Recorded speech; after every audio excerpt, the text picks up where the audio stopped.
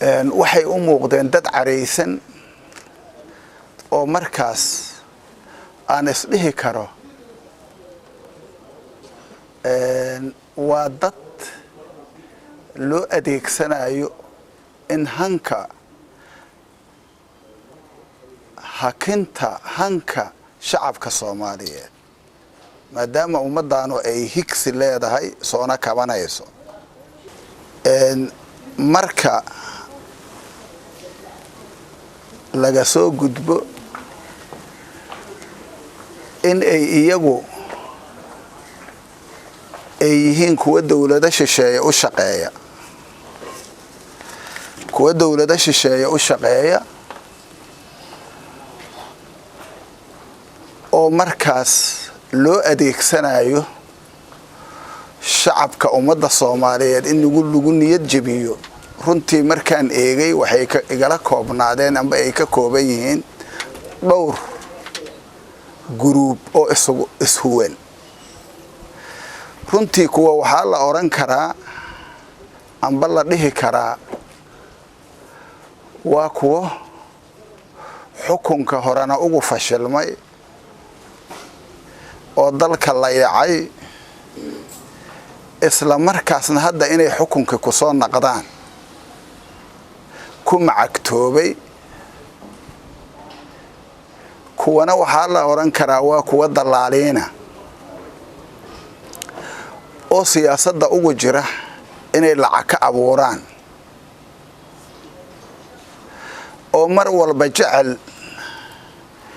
inay businesskii ay ku jiri jireen inta ka soo wareegaan siyaasadda ay business ka dhigtaan maamulka qaranka ummadda Soomaaliyeed loogu adeegi lahaa ayay lacag ka dhex sameynayaan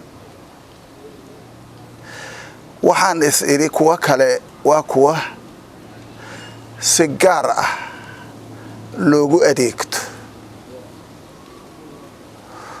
oo aan xataa haddii ay isbedeli lahaayeen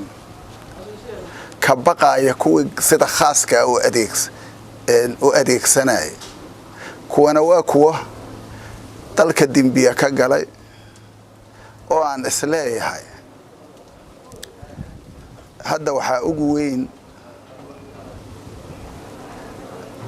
murunka geliya badda Soomaaliya kuwa murunka geliyay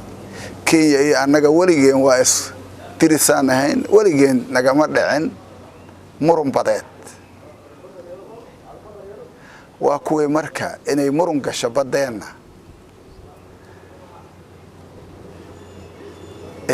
runtii suurta geliyay iyagoo dana khaasa halkaas ka raadinaya taasina waxay meesha soo gelisay runtii inay ummadda Soomaaliyeed ku xisaabtanto dalkeeda cid kasta oo taaka kamida bixisay inaan shacabkan Soomaaliyeed oo weligiis ka hereyn maanka ku haaya markii arrimahaas oo dhan la isku soo duuduubo waxyaabaha aan isleeyahay waxaa ka ratibmi kara waa dembiyadaasoo marka kow la oran karo madax bannaanidii iyo karaamadii ummadda Soomaaliyeed oo meel looga dhacay maxaa yeelay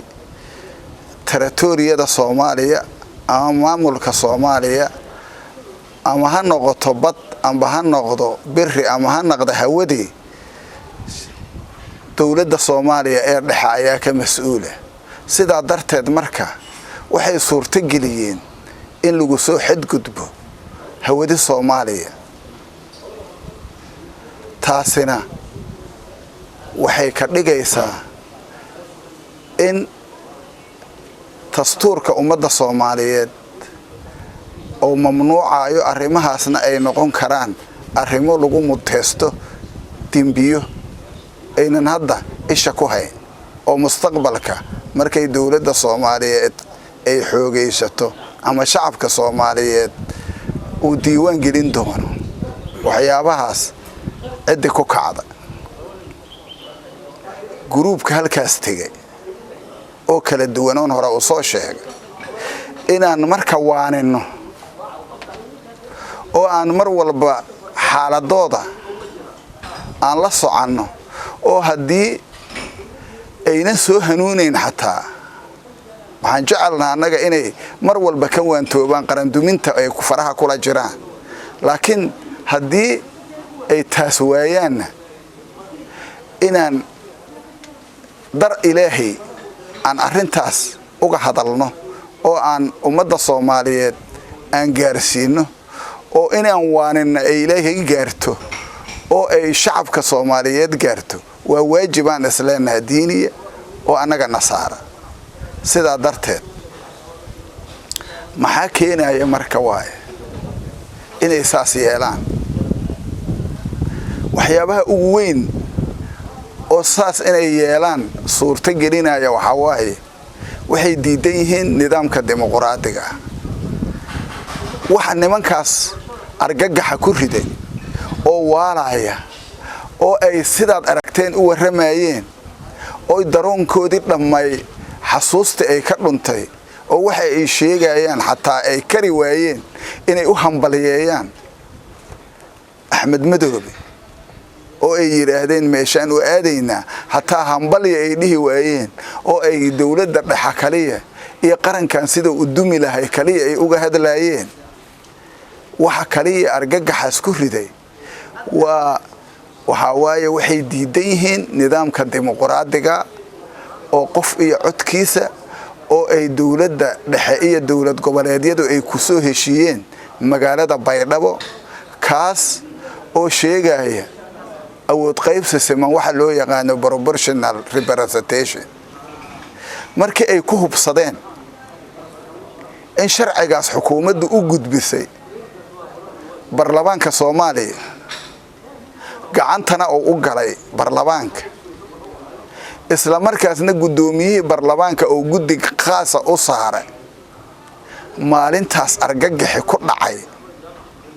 ayaa nimankaas ma taqaanaa tihi ku riday iyagoo raba lacag ay ka soo qaadeen wadamo shisheeye inay ku iibsadaan shacabka Soomaaliyeed dad tiro yar oo markaas ay kuraasta dib ugu soo laabtaan taasna shacabka Soomaaliyeed waa ku daaliyay maxaa yeelay waa ogeedeen 51 hadda 2016 hadda ma taqaanaa sida doorashada ay u dhacdo lacag la aruursaday oo gudaha laga aruursaday iyo kuwa dibadda laga keenay intaba ayaa ma taqaanaa loo isticmaalayay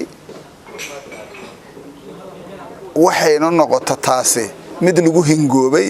maxaa yeelay shacabka Soomaaliyeed mar walba waxay diidayeen arrinkaas waa ka soo horjeedeen halkii ay doorashada ka filayeen wati ay ku hingoobeen maanta marka inay marka dib u soo laabtaan oo shacabkii Soomaaliyeed ay afduubaan oo lacag loo ballan qaaday ay yiraahdaan waa dib aan ugu iibsayna taasi waa habeenkii xalaha ay tagay ma dhacayso dawladda dhexe Soomaaliya waxay u gudbisay baarlamaankina guddiga u saaray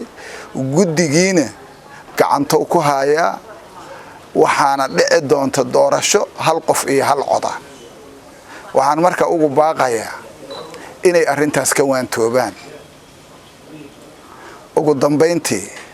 waxaan rabaa shacabka Soomaaliyeed inaan u sheego inay u diyaar garoobaan sidii ay midnimadooda iyo karaamadoodana u ilaali lahaayeen nidaamkaas dimuqraadiga oo qof iyo codkiisana markii ay timaado ay kaarkoora u qaada lahaayeen una coday lahaayeen arrintaasaan ugu baaqaa waana inay difaacdaan sharaftooda iyo karaamadooda kooxdaasna alxamdulillaah aan leeyahay ilaahayaa bare inay gaar u miirmaan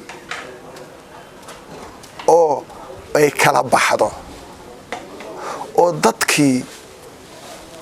wiiqaya qarannimada Soomaaliyeed siday u badnaayeen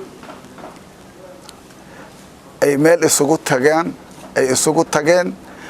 markii laga reebo dad hayiraaca oo aan isleeyahay